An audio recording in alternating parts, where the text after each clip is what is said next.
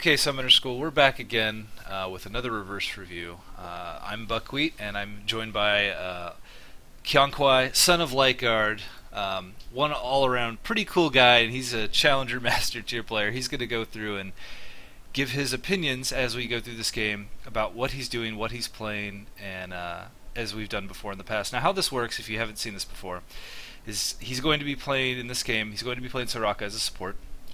And as we go through it, we'll have different time periods and timestamps that we'll prep you with, and we'll ask you a question. At that point, the question that I'll ask you, you want to probably pause the game, think about the question, answer that question, and then come up with a response. And then after you unpause the video, Keonkwai, playing algorithmic art on here on Soraka, he'll be answering those questions. So in this sense, you'll be able to compare your knowledge to the challenger player and see how closely you identify with his decision making. So that's kind of the premise of this video. We're going to go ahead and get started. So the first question I'm going to ask him, you don't have to pause it here because this is something he's going to go over briefly. It's something you should certainly think about at the beginning of your games, but first question I'm going to ask him is what he thinks about the lane matchup. Now, he's a Soraka and a Sivir in the bot lane. The enemy bot lane is going to be an ezreal and an Annie. So we're just going to go through that and see what happens, and I'm going to get your opinion. So I'm going to go ahead and start it up, and Keonkwai, go ahead and take it away. Well, the way I see it, this lane is only going to work out in one way. Annie and ezreal are going to do their best to zone us, although it is going to be hard due to the fact that I'm playing Soraka. Because my role is in the lane is basically to just sit far behind enough, far enough behind my AD carry, in order to keep her safe with my heal, without putting myself at any risk. So every lane I place against the Soraka wants to focus the Soraka down instead of the AD carry, to prevent her from using her heal as much. Because she can't heal herself; she can just heal her AD carry. Right. And I cannot let them do that at all. So I sit back, I heal. I use my Q as a poking / zoning tool, and my E as a safety tool for my AD carry, which is my silence, of course. I think Soraka is ridiculously broken these days, particularly in high elo where AD carries know how to play around their kits. And as you can see, it is very important when you play Soraka to take a camp on level 1. And you give full experience to the AD carry. I don't take any experience at all, I just leave it to the AD carry. This is because I want to enhance my AD carry's dominance in the lane. I want to allow my AD carry to do good trades once she gets the lane, and she can do that to the best of her ability if she's level 2. Yeah, it looks like you hit level 2. And, I understand, as Soraka you end up, certainly there's difference in positioning and things like that we're going to go over here. So we're coming up to our first timestamp. It's going to be happening here shortly at about 3 minutes 30 seconds on our timer here in the top of the screen. And the question I want you guys to ask yourself is, why is he staying in such a position? Why is he hanging so far back? There's certainly a difference in positioning given the support. So what kind of positioning should he have? And he's going to go over that here shortly. So go ahead and give yourself a few minutes, pause if you need to, and then unpause it, and Keonkwai is going to go ahead and answer this question.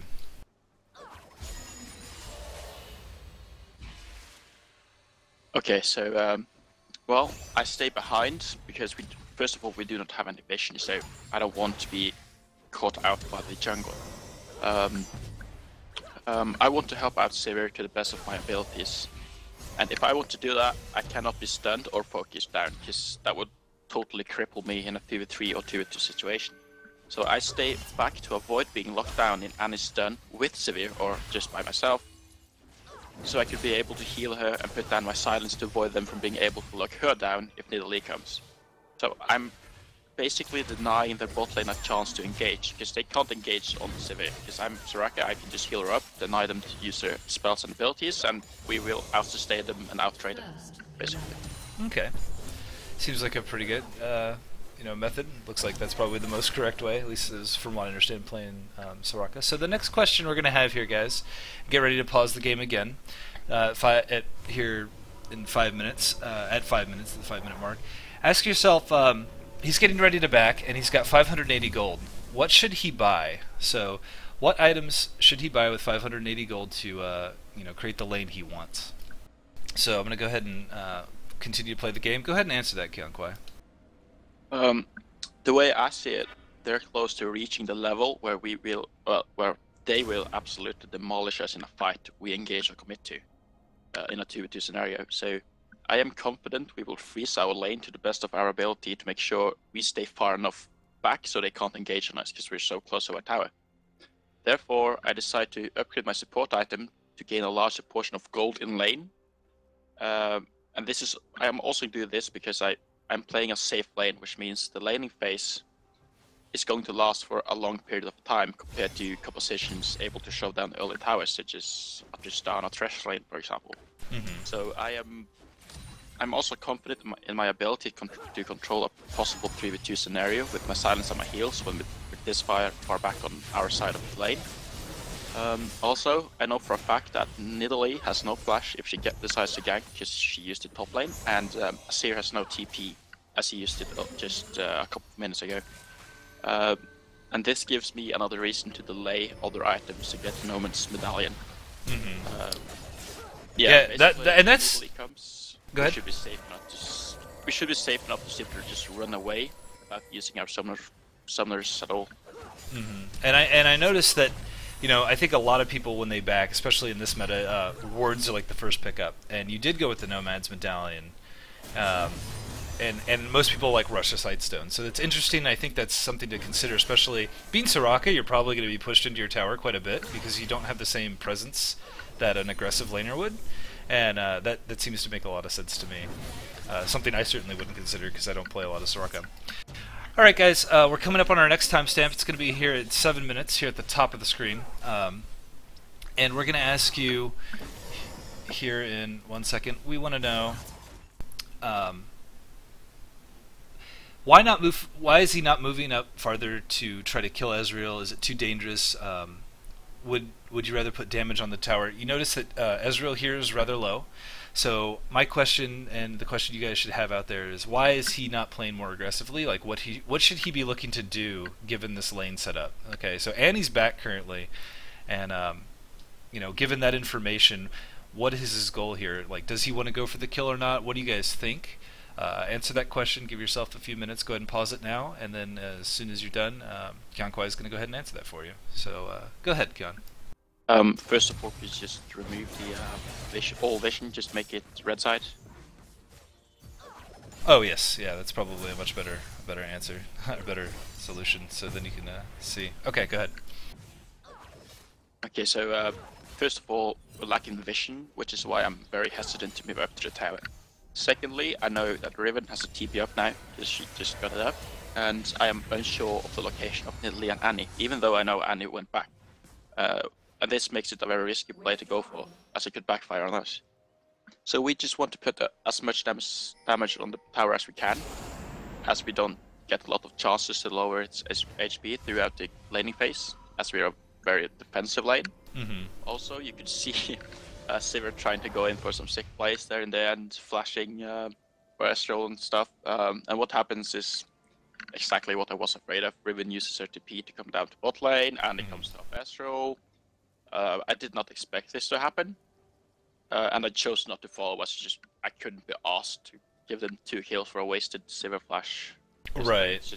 We won't get anything out of it at all. So. Yeah, it was as soon as Sivir went through the tower, and I saw and I kind of focused it on Riven a little bit. She teleported in, and I mean at that point you're just dead. Like there's nothing you're gonna do at that point, and certainly. Being aware of that teleport saved your life and prevented. I mean, it would have been a 2v3 instead of as a 1v3. I mean, you weren't going to win either of those fights, so just sacrificing it seemed to be like the most reasonable answer there. So that's very, very interesting. Things to pay attention to. Who has teleport? When might they come in? How aggressive can you play around those things? Okay, and we've reached our next question, and we want to ask you guys, go ahead and pause it as soon as we're done asking the question. He's getting ready to back. He has 550 gold. His ADC just died. What should he be looking to buy? Because he has time. He's going to heal up, etc. What should he be looking to do for the next position in lane after he returns from his back? So go ahead and take your time, and Keonkwai, why don't you go ahead and answer that? Okay, so I should definitely pick up boots, potions, and awards. And as you can see, when I do back, I do not pick up awards. And the reason for this is solely because of the fact I am experiencing some bugs with the shop lately. So sometimes when I double click an item to buy it, the gold I spend, like it shows that the gold I spend disappears. Like I have bought the item and then just instantly it reappears. So it's just tricking me into believing I bought the item. And I should definitely have bought a pink wood, now a green wood here, because there's no logical explanation to why I should sit on like 100 gold when leaving the lane. And yeah, this is just a mistake on my end. I should have picked up awards. Yeah, sure. And I thought a word would have been better in this situation too. So, I mean, given the shop bug, you probably could have returned the gold or done something like that, but certainly it caused a problem. But it again, it was an inadvertent mistake, and mistakes happen. So, something to consider, guys. Making sure that you have the proper vision and wording. And he still hasn't gone for a sightstone, and we'll go over that a little bit later. But we've already reached our next question. So at this timestamp, at about 8 minutes 15 seconds into the game. He's going to go ahead and explain a scenario here, and actually there's no question. I'm sorry, no question. But he's going to go over and explain this scenario. So why don't you go ahead and talk about what you want to say here?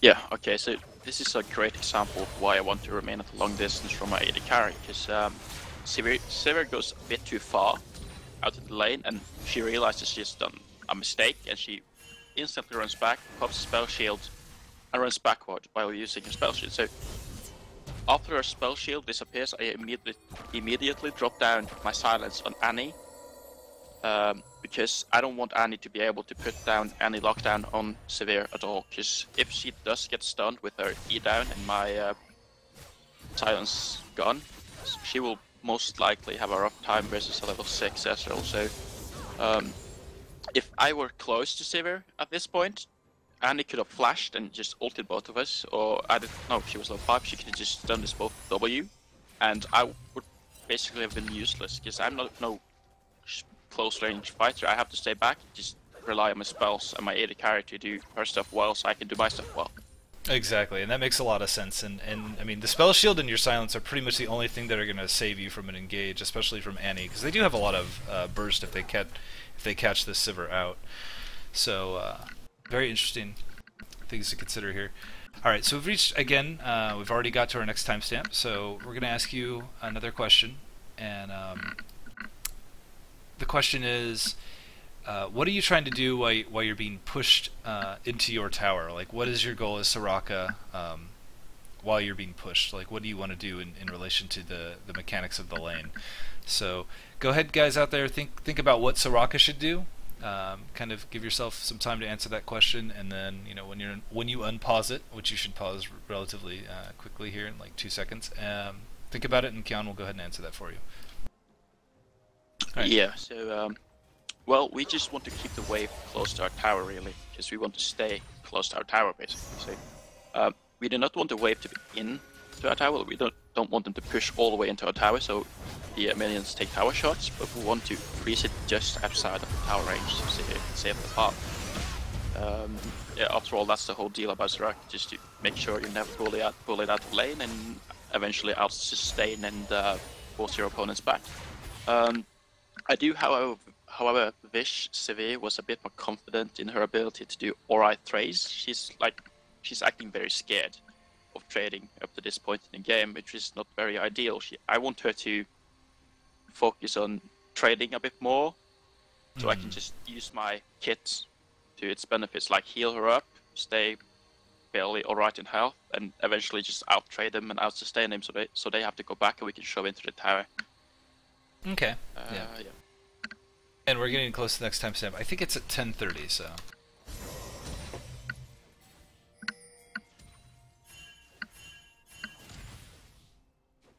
And let me see. I just want to make sure the time is correct for everyone out there in viewer land. Yeah, it's at 10 minutes and 30 seconds.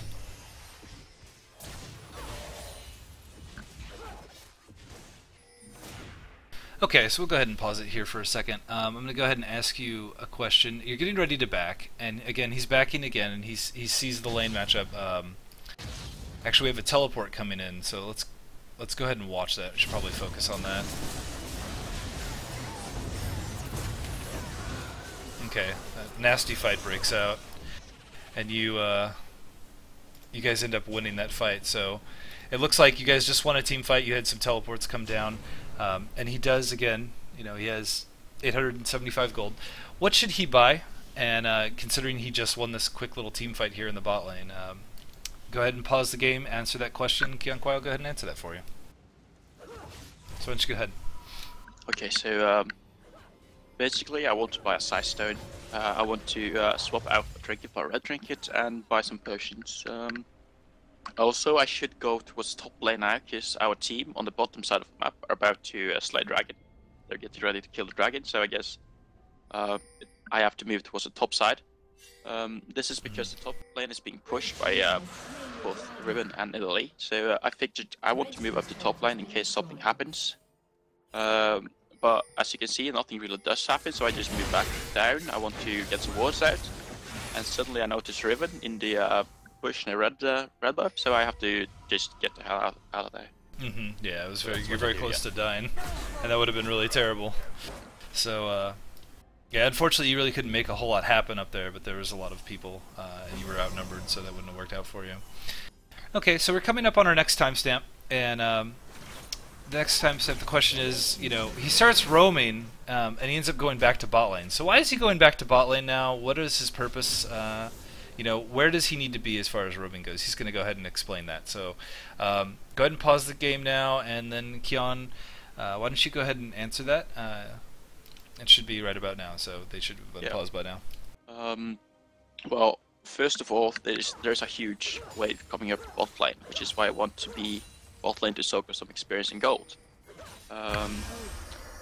Yeah, mid tower is getting very low, however, so I want to go mid to help Catherine at first. And then Catherine suddenly just decides she's going back. She's gonna let this tower fall, and then there's just no way, there's no way or no reason for me to be in mid lane if he's not there, because the tower's going to fall regardless of my presence or not. So I just turn back, go to bot lane and get some sweet experience. Okay, and I noticed you wanted to talk about what Kindred was doing. Do you want to rewind that and go back to it, or did you want to make any comments about that? Yeah, if we could go back to it, it's very, it would be pretty ideal for this conversation, to be honest. Okay, so let's go back about 45 seconds to a minute, and we'll go ahead and play it again. So go ahead and mention what you noticed with Kindred. Okay, so you can just watch what happens first. Yeah, this is a very great example of the incredible synergy between Soraka and Kindred ultis. Riven engages into Kindred, he pops, like Kindred immediately pops his ulti. And the way Kindred ulti works is basically that it prevents you from dying if you stay inside of the ultimates, and then it heals you afterwards. The way Soraka's ulti works is that it heals you for a great amount of health, and at the same time it removes any instance of previous wounds. So its power is increased by 50% if your teammate is under 40% HP. And this means that after Kindred's ulti pops, I can bring everyone, or at least the squishes inside of it, up to over 60% HP, while the enemies inside of it are still low on HP. And this is a very incredible feature for stacked fights where Kindred's ulti is very, it affects everyone. So the Kindred and Soraka synergy is just so incredibly good because of this, and it's one of the strongest jungle support compositions in Soraka these days. Yeah. Basically just because of the insane heal boost you get after the Kindred ulti pops at the end. Right, and it looks incredible. I've seen this in a couple of my own games. I mean, everyone engages in a fight, everyone gets low, and then immediately after coming out of that fight and the heal goes through, you immediately pop that Soraka heal, and you're just like, you're so much healthier as a team than the enemy team. Like it seems like it's almost impossible to lose those fights, even if you go into it less powerful, just because of the time and the synergy between those ults and how well they work together. Okay, so the next timestamp we have here is coming up in about 15 seconds. So I'm going to ask you a question. He's getting ready to back again. He's got 920 gold. So what should he buy? What should the Soraka again be looking to buy as the game's shaping up the way it is? So by now you should have unpaused. We're going to see this fight. What are you going to be looking to buy here? Well, I'm going to get the Amp Tome, as I either want to build Seeks or Magi's, depending on how the game develops over the next couple of minutes. So I pick up the Amp Tones to keep my options open, and I also pick up my pair of Moby Boots, which is pretty standard on sport in general, just to get the extra mobility boost, basically. Okay, great. And again, we're reaching our next timestamp. Let me see where it is. Okay, yeah, 1450. Okay, it says, at this point in the game, what should you and your team be focusing on? What should you be doing? So, like, how do you want this game to shape up? What are you really looking to do as a team? What are you looking to do individually? Those kind of things. So, go ahead and think about that. What is Soraka? What should she be doing, and what should the team be doing objective-wise, and those kind of things? So, go ahead and answer that. Yeah, we should definitely be focusing on getting both vision control by placing out wards, as well as map control by getting down their outer turrets, because right now we're behind in turrets. We're shoved all the way back to our tier 2 turrets, and they have all of their outer turrets left. The outer mid turret is very important in particular, because it frees up a large portion of their jungle for us to place deeper wards in, just roam around in. Yeah, and at this point, even though we're ahead in kills, we're behind in gold, because of how top lane turned out, as well as they are in head in terms of turrets, which provides a lot of global gold. So if we want to gain complete control of this game, this is what we have to do. We have to get those turrets, and if we don't, if we do not get our ward coverage out properly, we'll risk losing pretty hard shortly, actually. Yeah. Okay. Well, we're getting up to our next timestamp, and I want you to think about the next question, so get ready to pause it here shortly. He's going to get ready to take a dragon, and after doing dragon, he's going to back again with 900 gold, so what do you want? What do you think he should buy? What should he do with that money after they take this dragon?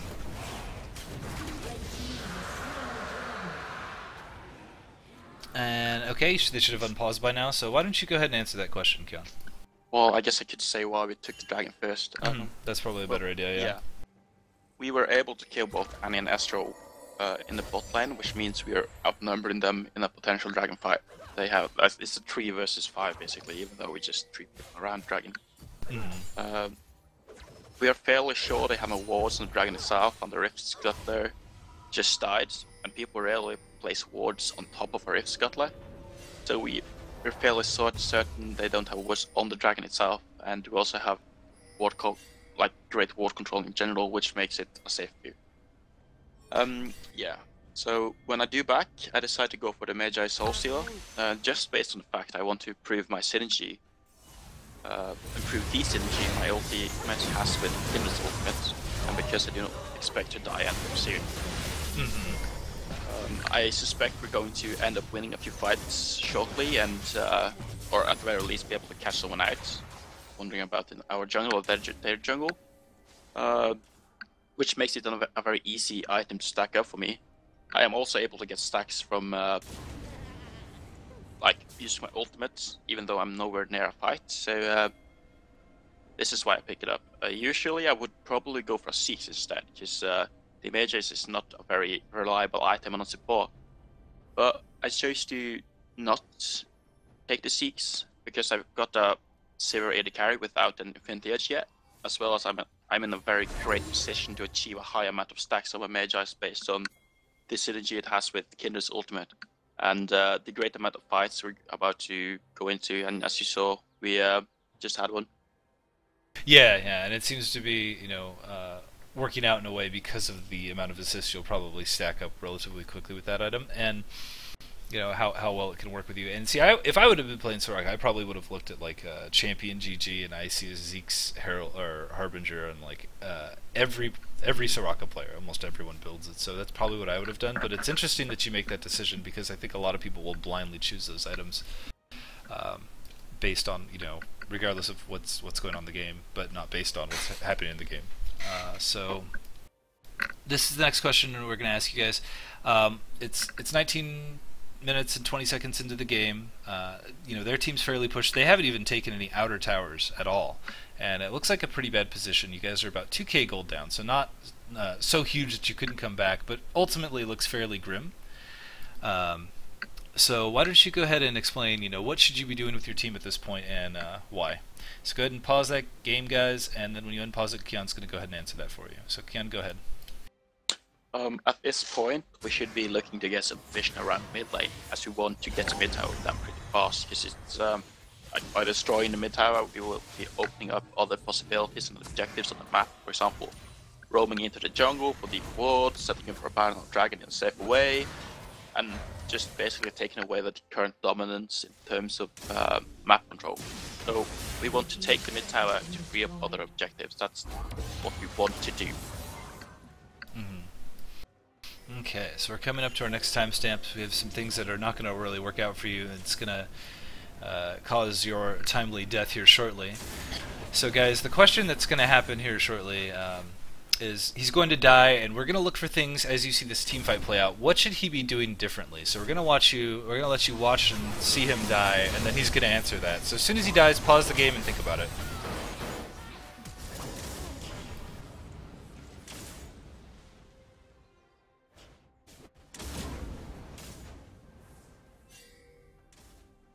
Should be happening here shortly, almost any minute now.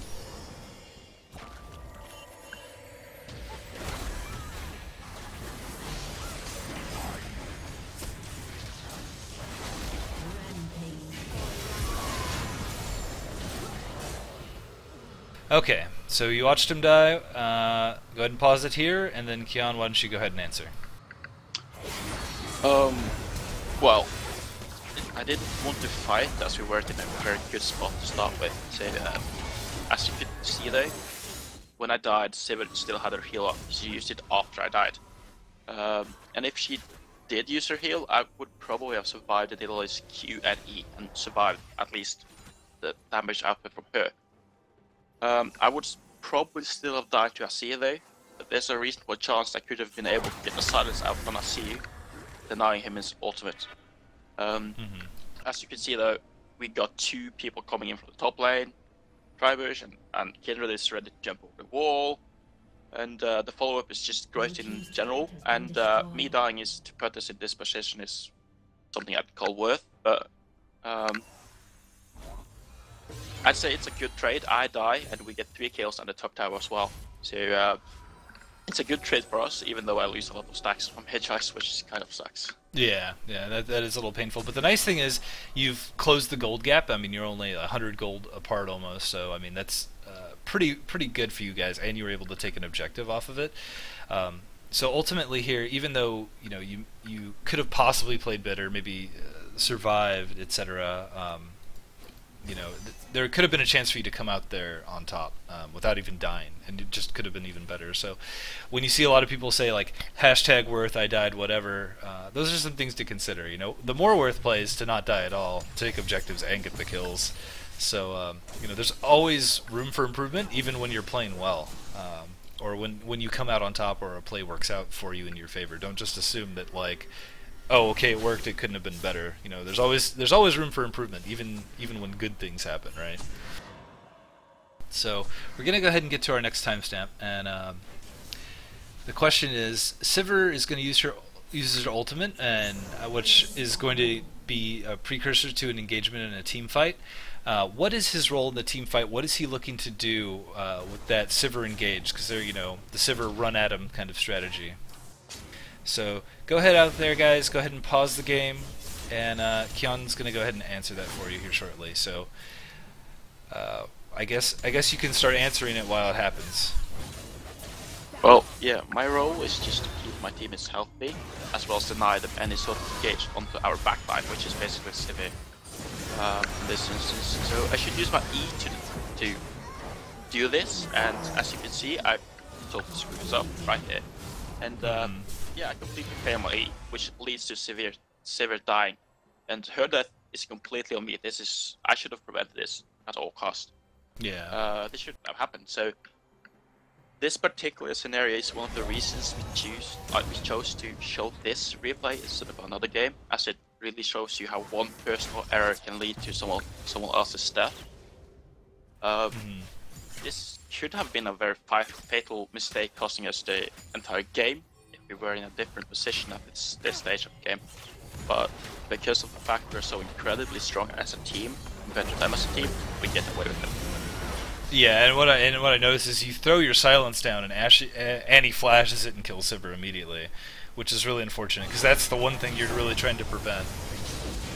Yeah, I just missed my E completely. I put my E down after she flashed, so I just screwed up. Yeah.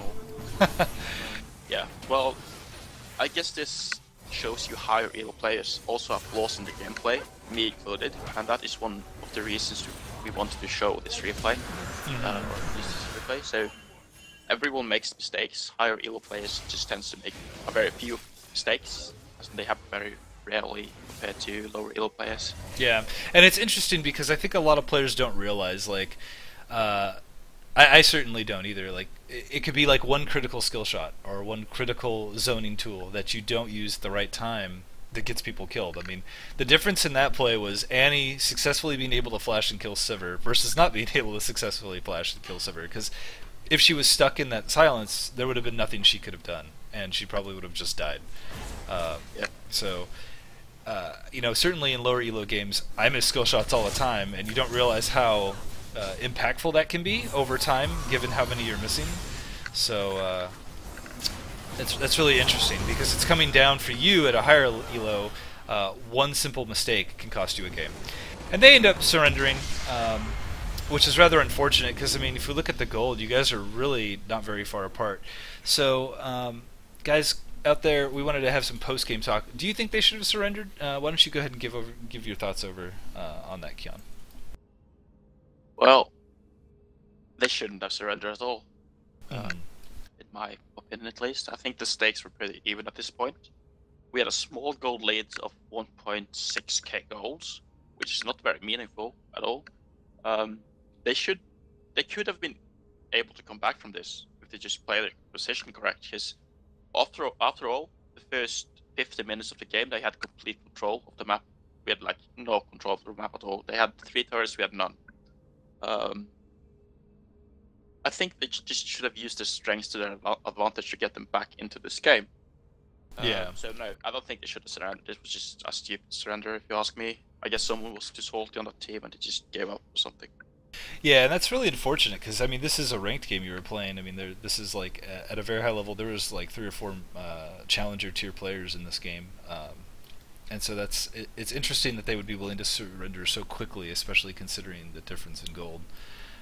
But like you said, you know, salt and tilt, that's real. Staying cool and collected, I mean, that game was an entirely winnable game for that enemy team if they'd just played it correctly and you know, been more diligent in what they were doing. I mean, you can look at the kills and it looks like, oh gosh, 7 to 18, that's horrible. There's only a 2k gold lead. So I think people just see numbers tilt, get angry, and then they throw or forfeit a game. And that's really unfortunate. So, guys out there in summer school, we appreciate you know, you watching. We're gonna go ahead and ask you. We're gonna go ahead and leave you with three things we kind of want to go over at the end of all these games. We're gonna have Keon talk about 3 things that if you didn't learn anything from this video, 3 things you should at least take away. If there's only 3 important things to remember, these are the key things that he was trying to demonstrate in this video. So, Keon, why don't you go ahead and talk about those 3 things that you noticed and want to give out there to the summer school viewers? Yeah, the first thing is to understand your role in the bot lane regardless of the champion you're playing. You should always analyze the particular matchup or the laning phase begins and understand your position in it and how you have to execute it to maximize your potential later on in the game. So I knew at the start of the game that Soraka is meant to be played in a defensive manner in this matchup and simply sits back and makes Sivir just not die. Just let her get farm, let her stay even or ahead of your opponent, and be ready for the mid to late game. Mm-hmm. That's one of the things. Secondly, map control. At one point of the game, we were being out-rotated super hard, where they all had, they had all of our 3 outer turrets, while we didn't even have one. This was a flaw in our gameplay that we knew we had to step up if we wanted to even be able to contest for this game. So Kindred mentioned it in chat. We have to get the outer mid turret. We have to get some map control, some wards out, or we will end up losing. This is something we was completely right in. We just rushed for that mid tower at one point in the game and got some deep wards out. Just tried to regain control of the map, which we slowly but surely managed to do.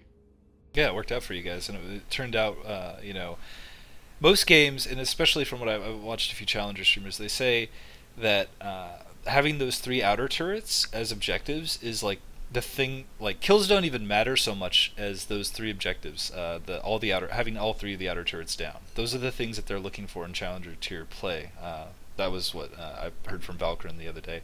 What do you think? Is that what you're kind of illustrating there? Yeah, it is. It's very important to get the first tower in the game. Mm-hmm. Actually, because it frees up areas of the map that you otherwise wouldn't be able to access as freely as you can if you kill the tower. As for example, the mid tower. This is why the mid tower is so important compared to the 2 side lane towers, because it frees up 2 sides on the map, like both the right side and the left side of the mid tower itself. Mm-hmm. So it's a very important feature to learn to take. Like, if you don't take the mid tower, you're most likely going to have a hard game later on. Yeah, certainly. And being able to go in the enemy jungle, contest buffs, and have deep wards allows you to have, vision control, which then in turn you can make correct rotations, picks, whatever you need to do. And the last thing, Keon, go ahead and go over the last area of interest. The last one is proper itemization. Don't just build stuff because someone built it in the game you found on probuilds.net or on a Twitch channel. You have to understand why items are being built. I can take this game as an example. Magi's would have been the wrong choice of build in so incredibly many ways in lots of games. I just went for it in this particular game because I was able to predict how this game was going to evolve in the next couple of minutes, and because of how it enhances my ultimate. Mm-hmm. And if I did not have the Kindred and the Sivir on my team, and for example had Tristan and Rek'Sai instead, I wouldn't have gone for that Magi's at all. I would probably have gone for Seeks instead. Right. But I really wanted to enhance my specific areas of our team composition that we knew we had to play around. Where the ultimates of Kindred, Sivir, and myself are absolutely vital. So, yeah, it is very important to understand that you do not purely base your itemization on the build parts of your enemies, mm-hmm. or how well your enemies do, but also based on your team's composition and the features your composition brings with it into a game. Yeah, and we already talked about the Kindred synergy with the ult, because you get more boost from the Magi's than you would like a Harbinger, assuming you have stacks. And then, with Sivir not being necessarily as auto-attack focused as like a Vayne or a Jinx, someone who would probably benefit more from a Harbinger, Zeke's Harbinger. So those are things to take away. He looked at Sivir and he knew, I'm guessing this is why, you correct me if I'm wrong, but you knew that Sivir isn't going to sit there and auto-attack like a Jinx would and have those strong, very quick attack speed boosted autos. So getting the Magi's just made more sense in that game. Yeah, well, something like that, at least. Not entirely true, but... Okay. She just didn't build the IE instantly, so... Oh, so that was... I wasn't sure if she went for the IE or the Bloodthirster, to be honest, and I just chose to focus on other areas of our team than Sivir in general, because I know she's going to do a lot of damage, no matter what. I don't need these 6 for her to do damage. As long as we can keep her alive, she's going to deal a lot of damage based on her Q and her W attack speed bonus. Oh, okay. Yeah. So see, yeah, and this is the difference why some of us are gold like myself, and why we have challengers that know a little bit more about the game. Well, anyway, Summer School, we really appreciate you guys watching. I hope this helps. So we did a support game this time, as you just witnessed, and hopefully in the future, we intend to do other games with other roles, and we're going to bring those to you as well. If you have any questions, feel free to leave them in the comments section. On Reddit, we'll go ahead and post this.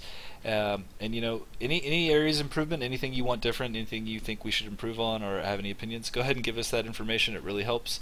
Again, we do this with no monetary value in mind. I don't advertise on the stream or on YouTube. I don't run ads. I don't do anything. So we don't want any money. We don't want any donations. I don't even care if you subscribe. If you like the video, go ahead and do that. If you don't, whatever.